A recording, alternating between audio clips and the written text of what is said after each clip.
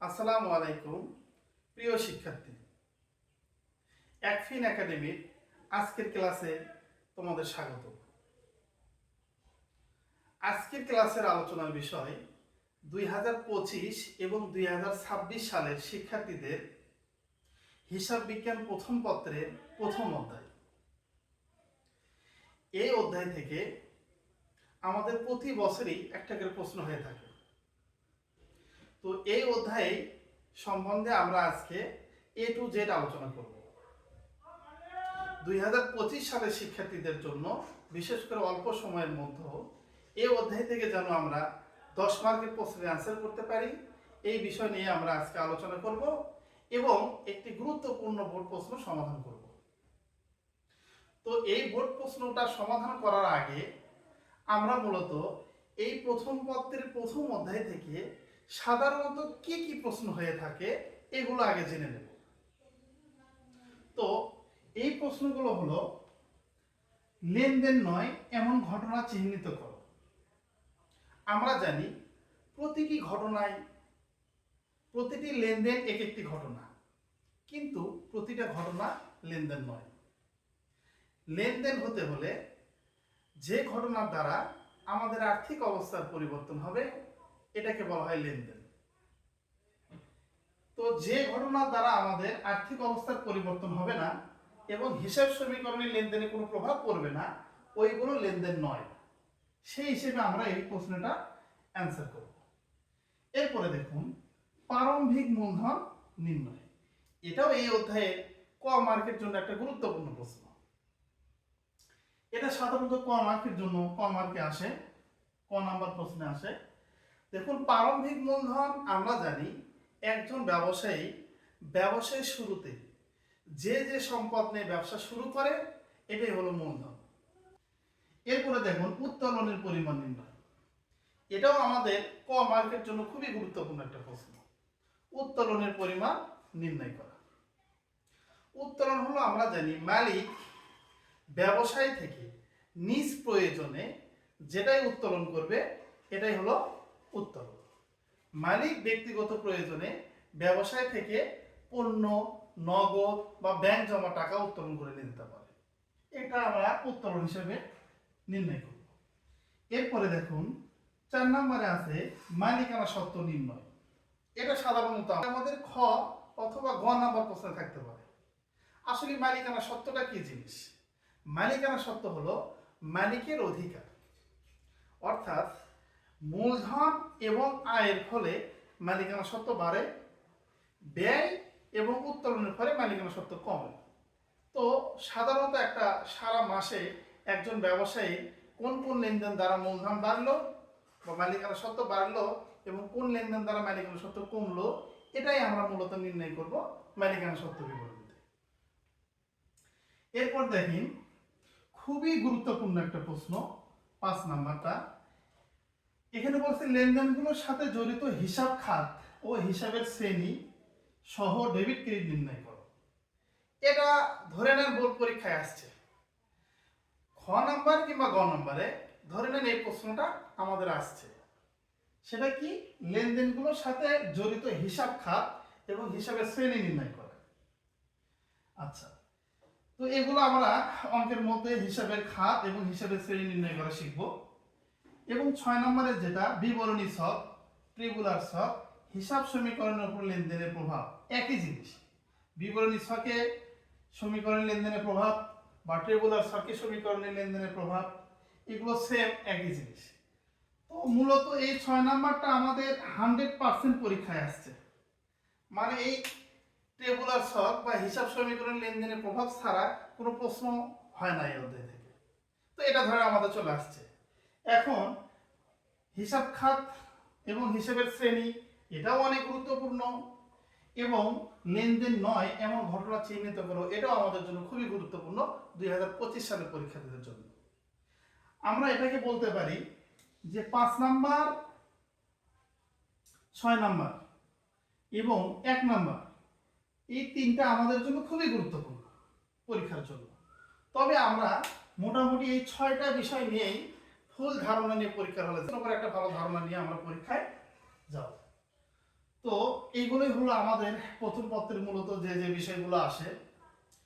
তো এরপরে আমি আজকে এর উপর ভিত্তি করে দেখুন রাজশাহী বোর্ড 2023 সাল, এই রাজশাহী বোর্ড 2023-এর প্রশ্নটি আজকে আমি সমাধান করব। দেখুন এই 3 নম্বর প্রশ্নে কি বলা আছে, জনাব মামুন নগদ 80,000 টাকা এবং 40,000 টাকার যন্ত্রপাতি নিয়ে 2022 সালে জানুয়ারি মাসে ব্যবসা শুরু করলেন। উক্ত মাসে তার ব্যবসায়ের লেনদেন ছিল নিম্নরূপ। এখানে জানুয়ারি মাসের 2 তারিখ থেকে জানুয়ারি মাসের 31 তারিখ পর্যন্ত লেনদেন দেওয়া আছে। এখন এখানে ক নম্বরে দেখুন কি বলছে, উপযুক্ত তথ্যাবলীর মধ্যে লেনদেন নয় এমন ঘটনা চিহ্নিত করো। দেখুন আমাদের এই যে লেনদেন নয় এমন ঘটনা চিহ্নিত করো, এটা কিন্তু অলরেডি আমাদের পরীক্ষায় চলে আসছে। তো এই প্রশ্নটাই লেনদেন নয় এমন ঘটনা চিহ্নিত করো, এটা উপযুক্ত তথ্যাবলীর মধ্যে লেনদেন নয় এমন ঘটনা চিহ্নিত করো। তো আমরা শুরুতেই বলে দিছি যে লেনদেন নয় এমন ঘটনাগুলো কোনগুলো, যে লেনদেন দ্বারা হিসাব সমীকরণের আর্থিক অবস্থার কোনো পরিবর্তন হবে না, সেগুলোই হলো লেনদেন নয়। তো এখানে দেখুন এই প্রশ্নের অ্যান্সার করতে হলে আমরা মূলত এরকম একটা ছক টেনে নেব, সেখানে তারিখ আছে, বিবরণী আছে এবং টাকা আছে। এখন এই ছকের মধ্যে যে ঘটনাগুলো লেনদেন নয় এগুলো আমরা উপস্থাপন করব। তো দেখুন জানুয়ারির 2 তারিখে বলা আছে ব্যাংকে হিসাব খোলা হলো, এটা একটা লেনদেন। পণ্য ক্রয়ের ফরমাইশ প্রদান করা হলো, এটি লেনদেন নয়। কারণ আমি শুরুতেই বলেছি যে লেনদেন নয় এমন ঘটনার মতো সাধারণত 3টা জিনিস মনে রাখলেই চলে। একটা হলো পণ্য ক্রয়ের ফরমাইশ পাওয়া গেল, কর্মচারী বা হিসাব রক্ষক নিয়োগ দেওয়া হলো এবং মালিকের ব্যক্তিগত কোনো কাজ, মানে ব্যক্তিগত কারণে ঋণ গ্রহণ করছে, এগুলো আমাদের লেনদেন নয়। এটা জাস্ট একটা ঘটনা, কিন্তু লেনদেন এটা জাস্ট একটা ঘটনা কিন্তু লেনদেন নয়। তো 5 তারিখেরটা লেনদেন নয়। 8 তারিখে বলা আছে 8,000 টাকা বেতনের একজন হিসাব রক্ষক নিয়োগ দেওয়া হবে। তো হিসাব রক্ষক নিয়োগ দেওয়া হয়েছে, এটাও লেনদেন নয়। বাকিতে সাপ্লাইজ ক্রয় 5,000 টাকা, নগদে ভাড়া প্রদান 8,000 টাকা, ধারে পণ্য ক্রয় 10,000 টাকা, এগুলো লেনদেন, কারণ এগুলো দ্বারা আমাদের আর্থিক অবস্থা পরিবর্তন হয়েছে। ব্যক্তিগত প্রয়োজনে নগদ উত্তোলন, পণ্য বিক্রয়, এগুলো লেনদেন, কারণ এগুলো দ্বারা আমাদের আর্থিক অবস্থার পরিবর্তন হয়েছে। তাহলে এই প্রশ্নটার মধ্যে লেনদেন নয় এমন ঘটনা কোনগুলা, 5 তারিখেরটা এবং 8 তারিখেরটা, এই ঘটনা দুটি লেনদেন নয়। তো এটা আমরা কি করব, আমরা এই যে তারিখের ঘরে লিখে নেব 2022 সাল জানুয়ারি মাসের 5 তারিখে বলছে পণ্য ক্রয়ের ফরমায়েশ প্রদান, এটা লেনদেন নয়। পণ্য ক্রয়ের ফরমায়েশ প্রদান লিখে আমরা 5,000 টাকা লিখে দেব। এবং 8 তারিখের যে লেনদেনটা আছে, 8 তারিখের যে ঘটনাটি আছে, 8,000 টাকা বেতনের একজন হিসাব রক্ষক নিয়োগ দেওয়া হলো। তাহলে এইভাবে লিখবো আমরা, হিসাব রক্ষক নিয়োগ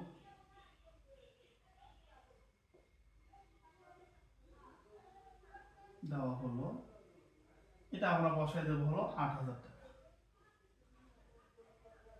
এই মোটে হলো 13,000 টাকা। তো আমাদের ক নম্বরের প্রশ্নের অ্যান্সার হয়ে গেল।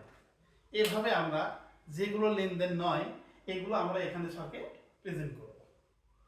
এরপরে দেখুন আমাদের খ নম্বরে বলছে জানুয়ারি 1 থেকে 12 তারিখের লেনদেন।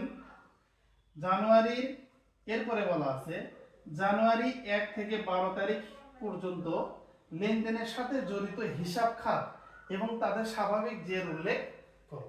দেখুন এই যে হিসাব খাত নির্ণয় করা, এটা কমন একটা প্রশ্ন, হিসাব খাত থাকবেই। তো আমাদের এখানে 1 তারিখ থেকে শুরু করে 12 তারিখ পর্যন্ত লেনদেনের সাথে জড়িত হিসাব খাতগুলো নির্ণয় করব এবং এগুলোর স্বাভাবিক যে জের এগুলো আমরা দেখাবো। তো এটার জন্য আমাদের একটা ছক করে নিতে হবে। এর জন্য আমরা যে ছকটি করব সেটা হলো তারিখ, হিসাব খাত এবং স্বাভাবিক জের। তারিখ, হিসাব খাত এবং স্বাভাবিক জের। দেখুন আমাদের বলছে 1 তারিখ থেকে 12 তারিখ পর্যন্ত লেনদেনের সাথে জড়িত হিসাব খাত বের করতে। তো আমাদের 1 তারিখে কি আছে দেখুন, জনাব মামুন নগদ 80,000 টাকা এবং 40,000 টাকার যন্ত্রপাতি নিয়ে 2022 সালের জানুয়ারি তারিখে ব্যবসা শুরু করলেন। উক্ত মাসে তার ব্যবসায় লেনদেন সংগ্রহ সম্পূর্ণ হয়েছিল। দেখুন জনাব মামুন নগদ 80,000 টাকা এবং 40,000 টাকার যন্ত্রপাতি নিয়ে ব্যবসা শুরু করছে। আমরা জানি মালিক ব্যবসায়ে যা কিছু নিয়ে ব্যবসা শুরু করবে এগুলো সাধারণত আমাদের সম্পদ হিসেবে ডেবিট হয় এবং এটা মূলধন হয়, কারণ মালিক ব্যবসা শুরুতে যা নিয়ে আসবে এগুলো হলো মূলধন।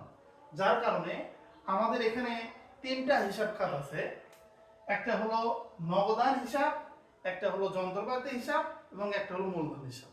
তো এটাকে আমরা কিভাবে লিখব? দেখুন এখানে 2022 সালের অঙ্ক করতেছি। 22 সালের জানুয়ারি মাসের 1 তারিখ লিখে 3টা হিসাব খাত আমাদের এখানে আছে। মালিক নগদ টাকা নিয়ে আসছে, এর জন্য নগদান হিসাব। মালিক যন্ত্রপাতি নিয়ে ব্যবসা শুরু করছে, এই জন্য যন্ত্রপাতি হিসাব আসবে এবং এগুলো মূলধন হিসাবে নিয়ে আসছে, যার জন্য এখানে আমাদের মূলধন হিসাব একটা হিসাব খাত হবে। তো আমাদের অঙ্কের মধ্যে বলছে যে স্বাভাবিক জের নির্ণয় করতে বলছে। স্বাভাবিক জের আমাদের কিন্তু ডেবিটকে নির্ণয় করতে বলে নাই, বলছে স্বাভাবিক জের। দেখুন নগদ এটা আমাদের ব্যবসাটা সম্পদ, এটা সবসময়ের জন্য ডেবিট ব্যালেন্স প্রকাশ করে, এই জন্য আমরা এখানে লিখবো ডেবিট। যন্ত্রপাতি এটা আমাদের প্রতিষ্ঠানের একটা স্থায়ী সম্পদ, এটা আমরা সবসময় ডেবিট ব্যালেন্স নির্দেশ করে। মূলধন এটা আমাদের ক্রেডিট ব্যালেন্স নির্দেশ করে, মালিকানা সত্ত্ব। আমরা জানি মালিকানা সত্ত্ব বাড়লে ক্রেডিট হয়, এই জন্য মূলধনটা ক্রেডিট ব্যালেন্স নির্দেশ করে, ক্রেডিট জের প্রকাশ করে। তাহলে এখানে স্বাভাবিক জেরগুলো আমরা লিখে দেব। জানুয়ারির 1 তারিখের পর আমাদের অঙ্কের মধ্যে জানুয়ারির 2 তারিখে বলা আছে ব্যাংকে হিসাব খোলা হলো। দেখুন আমরা ব্যাংকে হিসাব খুলছি, তাহলে এখানে কি হয়েছে, ব্যাংকের টাকা বৃদ্ধি পেয়েছে, অর্থাৎ এখানে আমাদের ব্যাংক একটা হিসাব খাত আছে এবং কি ব্যাংকে হিসাব খোলার ফলে আমাদের ব্যবসায় থেকে নগদ টাকা চলে গেছে, এই জন্য এখানে নগদান একটা হিসাব আছে। অর্থাৎ ব্যাংক নামক সম্পদ বৃদ্ধি পেয়েছে এবং নগদ নামক সম্পদ হ্রাস পাইছে, এই জন্য আমাদের এখানে 2টা হিসাব খাত আছে, একটা ব্যাংক হিসাব এবং একটা নগদান হিসাব। তাহলে আমরা এখানে জানুয়ারি 2 তারিখ লিখে ব্যাংক হিসাব এবং নগদান হিসাব, এই 2টা হিসাব খাত আমাদের এখানে আছে। ব্যাংক হিসাব এটা সবসময়ের জন্য ডেবিট ব্যালেন্স প্রকাশ করে,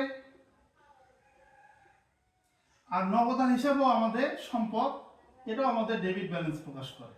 দেখুন এখানে কিন্তু গুরুত্বপূর্ণ একটা বিষয় বোঝার আছে, আমাদের অঙ্কের মধ্যে কিন্তু বলে নাই যে হিসাব খাত চিহ্নিত করে ডেবিট ক্রেডিট নির্ণয় করো, এটা বলে নাই। আমাদের বলছে হিসাব খাত চিহ্নিত করে মানে লেনদেনের সাথে জড়িত হিসাব খাত এবং তার স্বাভাবিক জের উল্লেখ করতে বলছে।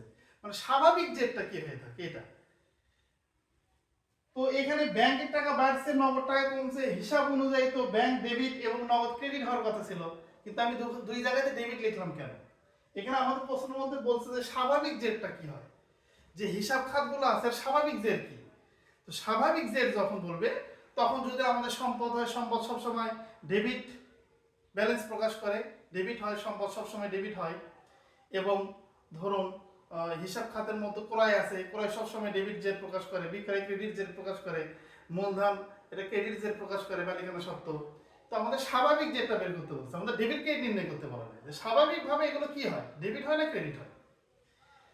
এরপর আমাদের জানুয়ারির 2 তারিখের পরে 5 তারিখে একটা লেনদেন নয়, 8 তারিখেটাও লেনদেন নয়, 10 তারিখেটা আমাদের বলা আছে বাকিতে সাপ্লাইজ ক্রয় 5,000 টাকা। দেখুন বাকিতে সাপ্লাইজ কিনছি, এর ফলে আমাদের ব্যবসার সাপ্লাইজ নামক সম্পদ বাড়ছে, এবং যেহেতু ক্রয় করছি কিন্তু টাকা পরিশোধ করি নাই, এই জন্য আমাদের এখানে একটা দায় বৃদ্ধি পাইছে, সেটা হলো প্রদেয় হিসাব। অর্থাৎ আমাদের থেকে কোনো লেনদেনের দ্বারা যদি আমরা মালিক আমাদের থেকে কোনো পক্ষ টাকা পায়, তখন তাহলে সেটাকে আমরা বলি প্রদেয় হিসাব। তো আমরা সাপ্লাইজ কিনছি, কিনলে পরে তো আমাদের সেখানে টাকা দিতে হবে, কিন্তু আমরা নগদ টাকা দেই নাই, বাকি রেখে আসছি। তার মানে আমাদের টাকা দিতে হবে, আমাদের বাকি রেখে আসছে, মানে আমাকে দায়বদ্ধ আছে। এই জন্য আমাদের এখানে দুইটা হিসাব খাত হবে, সাপ্লাইজ একটা এবং হলো প্রদেয় হিসাব একটা।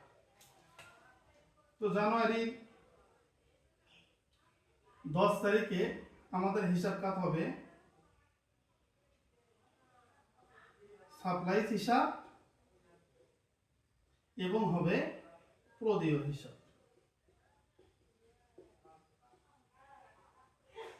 দেখুন সাপ্লাইজ একটা সম্পদ, এই জন্য এটা স্বাভাবিক যে হলো ডেবিট, এবং প্রদেয় হিসাব এটা হলো একটা দায়, আর স্বাভাবিক জের হলো ক্রেডিট।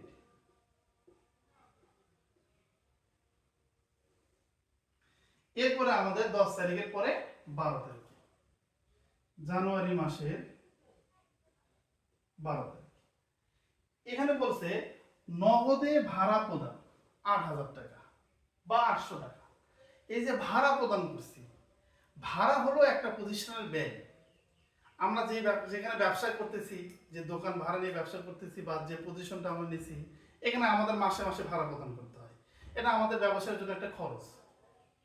তো ব্যয় হয়েছে, সেখানে আমরা নগদ টাকাও প্রদান করছি, নগদে ভাড়া প্রদান করছি। তার মানে কি আমাদের নগদান হিসাবে একটা হিসাব খাত হবে এবং ভাড়া একটা খরচ, এই একটা হিসাব খাত হবে। তো আমাদের এখানে ব্যয় বৃদ্ধি পাইছে এবং নগদ টাকা কমে গেছে, এই জন্য ভাড়া খরচ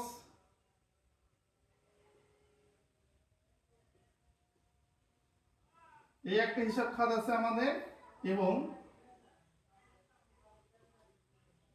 নগদ টাকা চলে গেছে প্রতিষ্ঠান থেকে, এই জন্য নগদান হিসাব একটা হিসাব খাত আছে। তাহলে ভাড়া এটা একটা খরচ, এটা সবসময় একজনই ডেবিট ব্যালেন্স প্রকাশ করে, ডেবিট জের প্রকাশ করে। তাহলে ভাড়া স্বাভাবিক জের হলো ডেবিট, আর নগদ টাকা এখানে চলে গেছে, হিসাব অনুযায়ী ক্রেডিট হওয়ার কথা, কিন্তু মূলত এটা নগদের স্বাভাবিক জের যেটা, সেটা হয় হলো ডেবিট। এখানে আমরা লিখবো ডেবিট। বাস মোটামুটি ভাবে আমাদের খ নাম্বারের প্রশ্ন কমপ্লিট হয়ে গেছে। দেখুন এখানে সাধারণত হিসাব খাত চিহ্নিত করা এবং হিসাবের শ্রেণী বের করা, এই দুটা জিনিস আমাদের অঙ্কের মধ্যে আসে। আচ্ছা, এরপরে প্রশ্ন বলছে উপযুক্ত লেনদেনে গুলো হিসাব সমীকরণের উপর প্রভাব ছকের মাধ্যমে দেখাও। দেখুন হিসাব সমীকরণ লেনদেনের প্রভাব এটা আসবেই, 100% এটা আসবে। তো হিসাব সমীকরণ লেনদেনের প্রভাব দেখাইতে গেলে আমাদের মেইনলি এই প্রতিষ্ঠানের সম্পদ কি কি আছে এটা আমাদের জানতে হবে। অঙ্কটা পড়ে নিয়ে দেখতে হবে এই প্রতিষ্ঠানের সম্পদ কি কি আছে, দায় এবং মালিকানা সত্ত্ব কি কি আছে, এবং এটার জন্য আমাদের যেহেতু ছকের মাধ্যমে উপস্থাপন করতে বলছে, একটা ছক তৈরি করে নিতে হবে। তো চলুন আমরা ছকটি তৈরি করে নিই।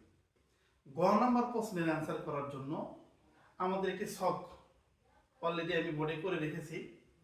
তো এখানে বলা ছিল লেনদেনের হিসাব সমীকরণের উপর, মানে হিসাব সমীকরণের উপর লেনদেনের প্রভাব ছকের মাধ্যমে দেখাও। তো আমি এখানে একটি ছক করে রাখছি। দেখুন মূলত লেনদেনের উপরে হিসাব সমীকরণের প্রভাব দেখাইতে গেলে আমাদের এই পুরো অঙ্কটা পড়ে দেখতে হবে এই প্রতিষ্ঠানের সম্পদ কি কি আছে, দায় এবং মালিকানা সত্ত্ব কি কি আছে। এটা যদি আমরা আগে মার্ক করে নিতে পারি তাহলে দেখা যাচ্ছে অতি সহজেই আমরা ছকটা করে নিতে পারবো। তো অঙ্ক একবার পড়ে নিব, পড়ে নেওয়ার সময় আমি যা যা দেখছি সেটা হলো মামুন নগদ টাকা এবং যন্ত্রপাতি নিয়ে ব্যবসা আরম্ভ করছে। এটার জন্য আমাদের সম্পদ নগদের একটা ঘর হবে এবং সম্পদ যন্ত্রপাতির ঘর হবে, এবং মূলধন অর্থাৎ মালিকানা সত্ত্ব যেটা, সেটা আমি মূলধন হিসেবে লিখছি। এটা বিভিন্ন জন বিভিন্নভাবে সমাধান করে দেয়, আপনি শুধু মালিকানা সত্ত্বও লিখতে পারেন। তো এরপরে ব্যাংকে হিসাব খোলা হলো, এর ফলে ব্যাংকের টাকা বৃদ্ধি পাইছে, অর্থাৎ ব্যাংক একটা সম্পদ, এটাও একটা ঘর খোলা হয়েছে। এবং 10 তারিখে ব্যাংকিতে সাপ্লাইজ ক্রয় করা হয়েছে, এর ফলে আমাদের দায় বাড়ছে, প্রদায় হিসাব এবং সাপ্লাইজ একটি সম্পদ। তো এইভাবে আমি পড়ে নিয়ে আমাদের এই অঙ্কের সম্পদ কি কি আছে এগুলো মার্ক করে নিয়ে আমি সবটা আঁকায় রাখছি। এখন দেখুন এখানে বিভিন্ন বই বা বিভিন্ন ভাইয়েরা বিভিন্নভাবে সমাধান করে থাকে। কেউ জের টানে টানে করে, অর্থাৎ ব্যালেন্স নির্ণয় করে করে করে। তো ওটা থেকে আমার মনে হয় এটা আপনাদের কাছে অনেক ইজি লাগবে এবং সহজেই সমাধান করতে পারবেন। তো দেখুন আমাদের 2022 সালের জানুয়ারি মাসের 1 তারিখে মামুন নগদ 80,000 টাকা এবং 40,000 টাকা যন্ত্রপাতি নিয়ে ব্যবসা আরম্ভ করছে। এই লেনদেন দ্বারা কি হয়েছে, আমাদের ব্যবসায় নগদ টাকা বৃদ্ধি পাইছে, যন্ত্রপাতি নিয়ে আসছে, যন্ত্রপাতি বৃদ্ধি পাইছে, এবং এটা যেহেতু ব্যবসার শুরুতে মালিক নিয়ে আসছে এর কারণে আমাদের মূলধন বৃদ্ধি পাইছে, অর্থাৎ মালিকানা সত্ত্বটা বৃদ্ধি পাইছে। এই জন্য আমরা নগদ নিয়ে আসছে 80,000 টাকা, নগদের ঘরে প্লাস করব, যন্ত্রপাতি নিয়ে আসছে 40,000 টাকা, যন্ত্রপাতির ঘরে প্লাস করব, এবং এই দুটো যোগ করে আমরা মূলধনের ঘরে লিখব 1,20,000 টাকা। এবং মূলধনে যখনই আমরা লিখব তখনই একটা মন্তব্য দেবো যে কেন আমরা মূলধনে কেন কাজ করলাম, কারণ এটা আমরা শুরুতে কি করছি, বিনিয়োগ করছি। তাহলে আমরা এখানে লিখবো বিনিয়োগ করা হলো, বিনিয়োগ করা হলো, এভাবে একটু মন্তব্য দেবো। আসলে মূলধনের সঙ্গে কখন কাজ হবে, আমরা হিসাব সমীকরণে বর্ধিত রূপে ও ই যেটা অনার্স ইকুইটি যেটা, এটা আমরা জানি সি মাইনাস ই প্লাস আর মাইনাস ডি, অর্থাৎ এই মালিকানা সত্ত্বকে ভাঙে 4টি উপাদানে ভাগ করা হয়েছে, একটা মূলধন এবং একটা খরচ এবং একটা আয় এবং একটা উত্তোলন। তো মূলধনের সঙ্গে যখনই খরচ এবং উত্তোলন হয়ে বাদ যাবে এবং আয় হইলে সেটা কি হবে, যোগ করতে হবে। তো সেই হিসেবে আমাদের নগদ এবং যন্ত্রপাতি ব্যবসা শুরুতে মালিক যেহেতু নগদ এবং যন্ত্রপাতি নিয়ে এসছে, এটা প্রায় সব অঙ্কের মধ্যেই থাকবে যে নগদ বা যন্ত্রপাতি বা আসবাবপত্র ব্যবসা শুরু করা হলো, ব্যবসা শুরুতে যা নিয়ে আসবে এগুলো ঘরে বৃদ্ধি পাবে এবং মূলধন বৃদ্ধি পাবে। এরপর 2 নম্বরে বলা আছে ব্যাংকে হিসাব করা হলো। দেখুন আমরা ব্যবসায়িক প্রতিষ্ঠানের মালিক, আমরা যখন অঙ্ক করব তখন আমরা নিজেকে ওই প্রতিষ্ঠানের মালিক বা হিসাব রক্ষক ভাববো। তো আমরা মালিক ব্যাংকে হিসাব খুলছি, এর ফলে কি ব্যাংক জমা একটা সম্পদ, এটা বৃদ্ধি পাইছে। আর নগদ টাকা নিয়ে যে ব্যাংকে হিসাব খুলছি এর ফলে কি নগদ টাকা আমাদের ব্যবসা থেকে চলে গেছে বা কমে গেছে। তো এই লেনদেন দ্বারা আমাদের হিসাব সমীকরণের ব্যাংক নামক সম্পদ বৃদ্ধি পাইছে এবং নগদ নামক সম্পদ হ্রাস পাইছে, কমে গেছে। এই জন্য আমরা লিখবো জানুয়ারি 2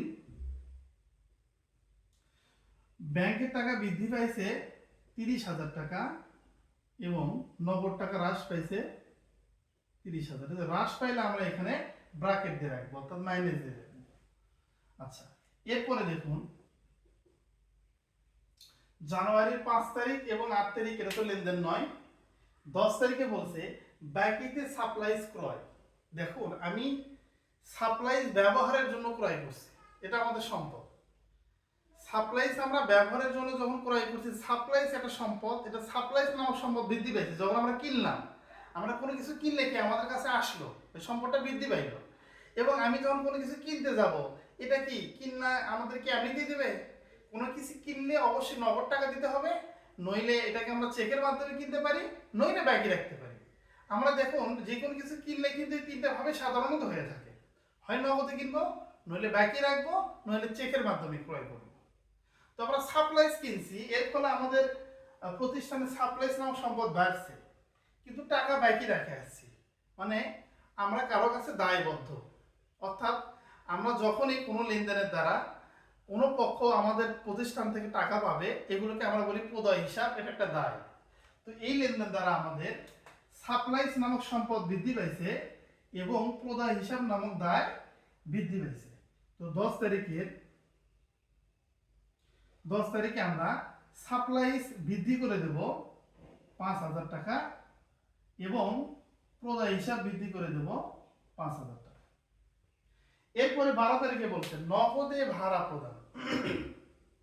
দেখুন ভাড়া একটি খরচ, খরচ হইলে আমরা জানি মূলধন হ্রাস পাবে এবং আয় হলে মূলধন বৃদ্ধি পাবে।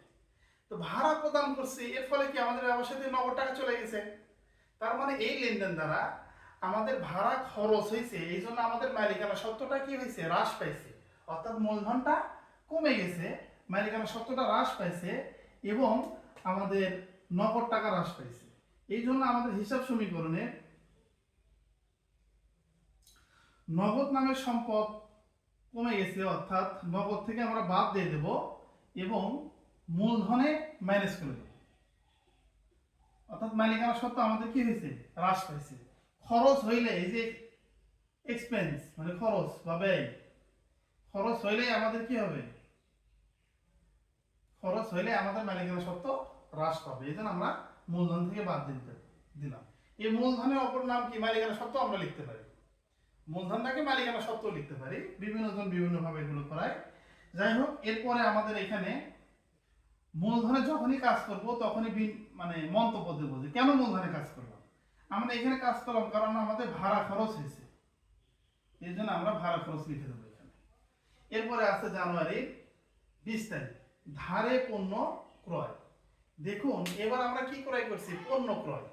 এর আগে আমরা কি করছি? সাপ্লাইজ ক্রয়। সাপ্লাই ছিল আমাদের সম্পদ, আমরা নিজেরা ব্যবহারের জন্য এটা ক্রয় করছি, কিন্তু পণ্য কিন্তু আমরা ব্যবহারের জন্য ক্রয় করিনি।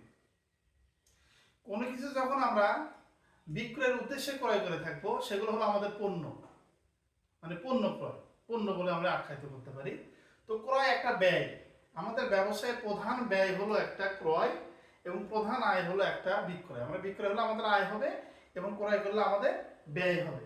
এই জন্য যেহেতু ব্যয় হচ্ছে, পণ্য ক্রয় করছি, ক্রয় করলে তো আমাদের টাকা দিতে হবে, হয় নগদ টাকা দেবো, নইলে চেকে দেবো, নইলে বাকি থাকবে।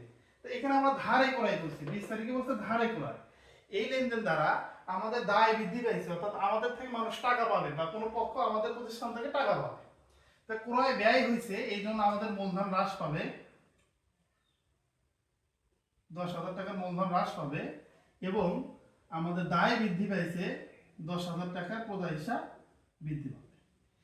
তো যেহেতু আমরা মূলধনে কাজ করলাম, মালিকানা সত্ত্ব আমাদের কমে গেল। কেন কমে গেল এটা লিখে দেব, ক্রয় হিসাব হয়েছে এই জন্য। এটা ছিল আমাদের জানুয়ারি মাসের 20 তারিখে।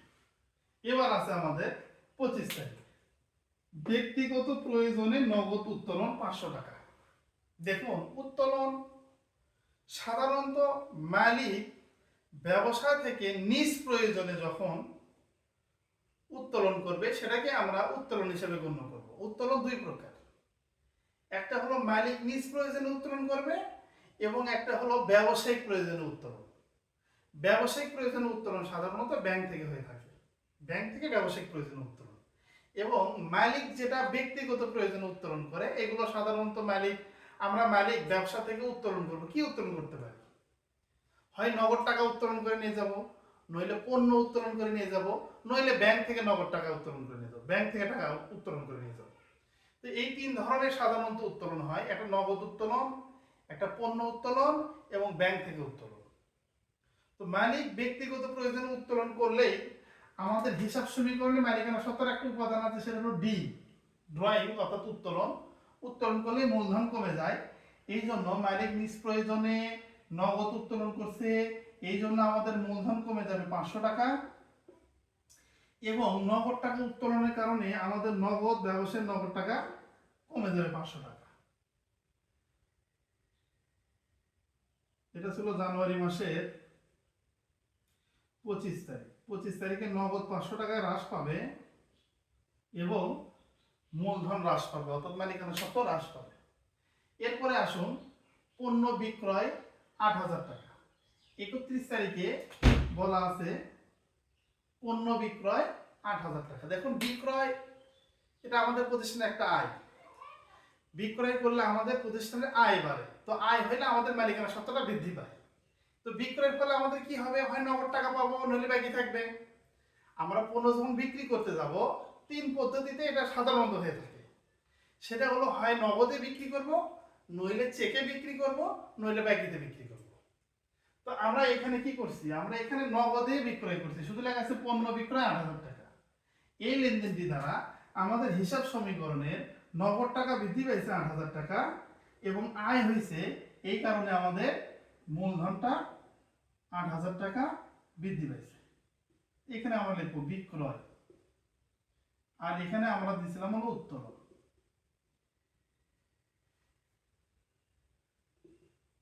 তো মূলত আমাদের এই কটা লেনদেনই ছিল। ছকের মাধ্যমে আমরা এই লেনদেনগুলো উপস্থাপন করলাম, হিসাব সমীকরণের লেনদেনের প্রভাবগুলো দেখালাম, কোন সম্পদ বৃদ্ধি পাইছে, কোন সম্পদ হ্রাস পাইছে। তো মূলত দেখুন 10টা 15টা অঙ্ক করার কোনো প্রয়োজন হয় না। এখান থেকে আমি যে কটা ক্লাস আপনাদেরকে আপলোড করব, মূলত এখান থেকে দেখা যাচ্ছে 2টা 4টে যে কটা ক্লাস এই অধ্যায় থেকে আমি করাই, আশা করি আমরা পরীক্ষায় এর মধ্যে থেকে এই নিয়মগুলোর মধ্যে থেকে কমন পাবেন 100%। তো শুধু এই অঙ্কগুলো একটু ভালো করে আয়ত্ত করা, এই আর কি। তো এখন যেটা আমাদের করতে হবে সেটা হলো আমরা একবারে ব্যালেন্সগুলো করে নিব, অর্থাৎ নগদের সঙ্গে আমাদের যে ব্যালেন্সগুলো আছে, যেটা যেটা মাইনাস হয়েছে বাদ দিয়ে দেবো, অর্থাৎ ব্র্যাকেট দেওয়া আছে এগুলো মাইনাস হয়ে যাওয়া, মানে আমি সব এগুলো করে রাখছি, এগুলো সব যোগ করে আমাদের এখানে লিখছি, এটাতে লিখছি, এখানে ব্যাংক জমার টাকা লিখছি, এখানে নগদ হবে। তবে এখানে একটা জিনিস ভুল হয়েছে, সেটা হলো মূলধন এখানে 1200 টাকা হবে না, আমরা 800 টাকা ভাড়া খরচ প্রদান করছিলাম। 800 টাকা নগদ কমবে এবং 800 টাকা এখানে আমাদের মূলধন কমে যাবে। এই টোটালে আমরা প্রতিটি কলমের যোগ বের করে নেব, নিয়ে দুই পাশে এর সঙ্গে মিল করে দেব। তো এই হলো আমাদের অঙ্ক। আশা করি অঙ্কটা আপনারা বুঝতে পারছেন, এবং যা যা শিখলাম আমরা আজকে এগুলো আমরা চর্চা করব, এবং আগামী দিন নতুন কোনো ক্লাসে দেখা হবে আপনাদের সঙ্গে। ধন্যবাদ সবাইকে।